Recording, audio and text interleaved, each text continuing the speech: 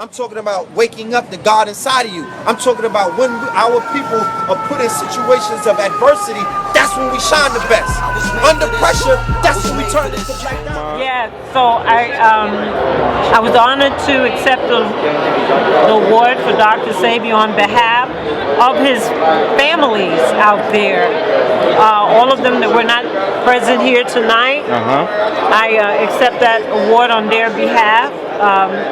His legal wife, Miss Bowman in California, who's the mother of his son, Abdul Bowman.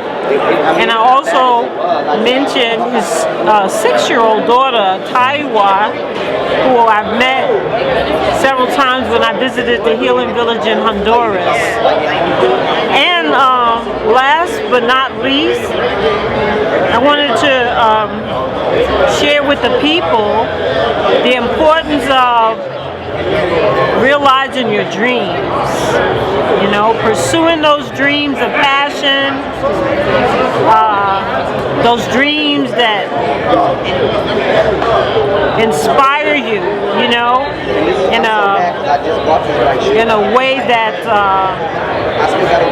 nothing can stop you. And to know that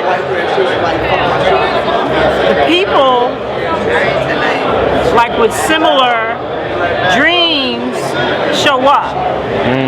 You know, it's almost like birds of a feather flock together. Yeah. That so it's saying, like everybody here kind of was connected in some way or another. Yes, for the enlightenment, the empowerment, and to remind our people how capable and self-sufficient we are. You see? That's real. And that comes from the story of our ancestors, how self-sufficient and self-preserving they were as a people. So what we were able to do today was just remind our people that we have done everything. We can do everything. And I was thinking I was going to say this when I got up on the stage, but my heart got so involved, I almost started crying, so I had to try to... I seen you.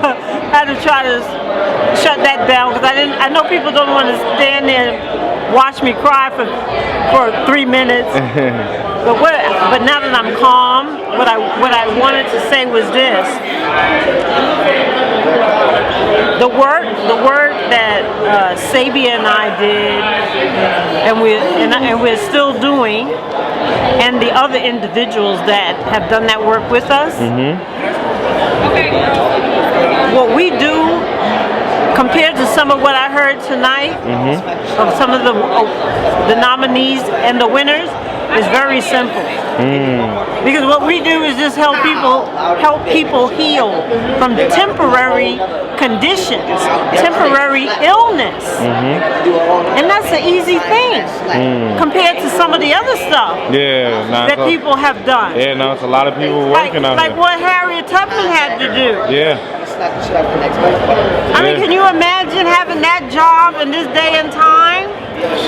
You know, so really, what Sebi and I have done, and what I'm still doing, some of the people who have done the work with us, is telling people or reminding people, listen, stop eating the poison. The real food is still here. Stop feeding it to your children and your loved ones and your friends and your enemies, and eat some real food, because everything that the winners were sharing with us in terms of the work we have to do, the work we have done. See, really, you have to have a healthy body to really do excellent work. And to be around, to have the longevity. You see. Because look at Dr. Leonard Jeffries. Yes, still putting here. that work in. He said he's gonna be 80. Yeah, and he still looked like he's not slowing down. He looks like he looked when I saw him like maybe 15 years ago. Wow. Yes. That's that health. So the important thing is, with all of our accomplishment and excellence in science, technology, music, health, what we want to preserve and work on in order to create an excellent state of well-being, health and well-being, is our body. You want to treat the body right. You want to take care of it because you want to be around, you see, you know, and we can be around. Like, I'm in my 60s. I have 13 grandchildren. Wow. You see. Congratulations. Thank you. I can be around for the next 60 years. Wow. Where they can benefit. You see. From all the information. From all the information and all my relationships. All my resources. And they showed your son's love today too. Just from, you know, what you guys have built. Last but not least, family. Okay. I told the audience that my meeting Sebi had to first of all do with my love of God, my Creator, and my prayers to God. When I would temporarily be ill, or my mother, or one of my children, and I used to seek advice from the medical establishment, but nothing that they said or nothing that they prescribed worked. And I was a teenage mother. I was 15. Wow. Yeah. So I had enough sensibility to see that they just didn't know. Okay. They just prescribing whatever. They just didn't know. They didn't know. They didn't want to answer questions. Okay. And then when they did, I could tell the answers were not sincere. Okay. I could tell. Yeah. I was still young enough to pick it up. You felt some type of way about it. My gut. Yeah. My gut told me. Nah, I can't ride with this. So then I went back to my mother and I asked her some questions about her mother and how her health as a child. Okay. And that's where the whole thing opened up for me. Wow. In reference to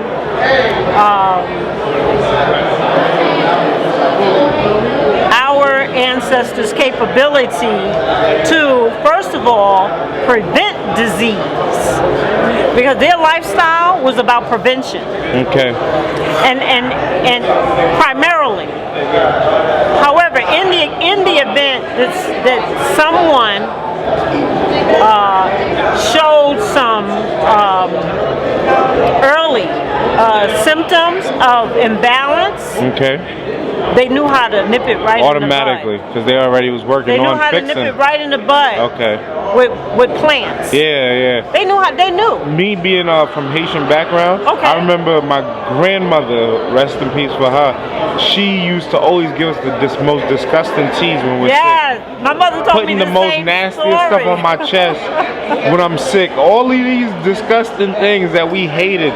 But then after a day, you're like, I'm back to 100%. Right. And then it's like now I miss her because I don't get that love or that those plants anymore. Right. I don't even know where to get them. Right. I don't even know what plant she was using. Because my mother told me the same thing. She said they would never. She and her two siblings were never sick a day in their life.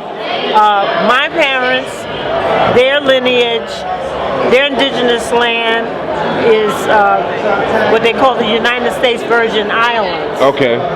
So she said her mother used to line them up and give them the most nastiest bush tea. They call it bush. I used to hate those things. Right. But they never got vaccinated. They never had chicken pox. They never had the measles. They never had a cold.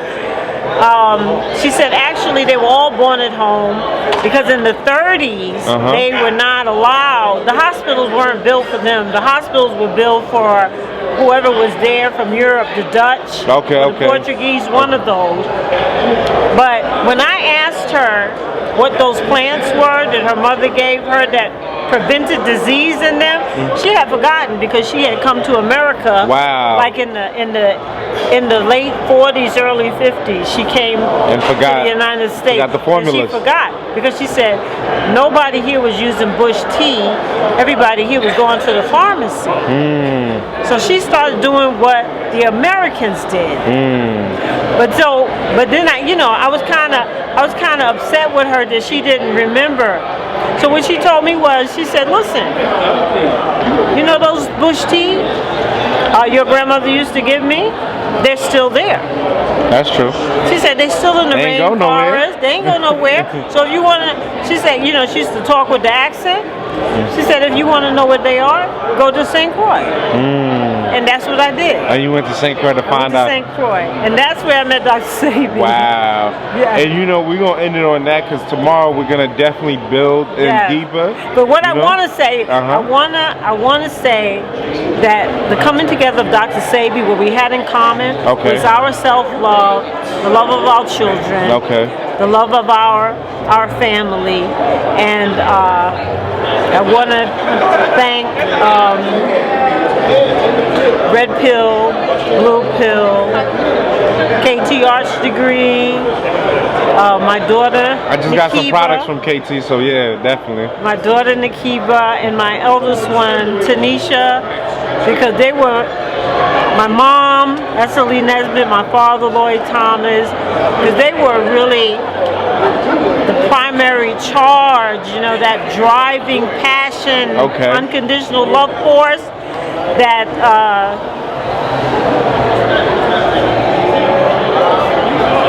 led me in the direction of I've got to know what to do in order to prevent disease in myself, in my children, to maintain our health and our well-being, and in the event that something is manifest in terms of an imbalance, I've got to know what to do in order to help them, their bodies cure itself.